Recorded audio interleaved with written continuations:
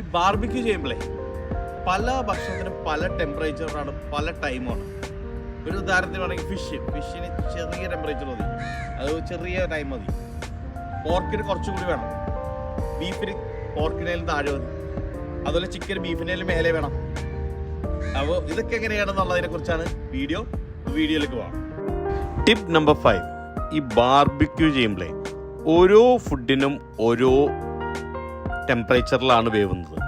ഒരു ഉദാഹരണം പറഞ്ഞെങ്കിൽ പോർക്കിന്, ബീഫിന്, ഫിഷിന് ഇതെല്ലാം 63 ഡിഗ്രി സെൽഷ്യസ് മതി. എന്നാൽ ചിക്കന് 74 ഡിഗ്രി സെൽഷ്യസ് വേണം. ഇത് കൃത്യമായിട്ട് അറിയുകയും ഇതെവിടെയെങ്കിലും കരുതലോടെ വെക്കുകയും അതനുസരിച്ച് വൃത്തിയായിട്ട് ചെയ്യുകയും ചെയ്തു കഴിഞ്ഞാൽ നല്ലൊരു ബാർബിക്യൂ കിട്ടും.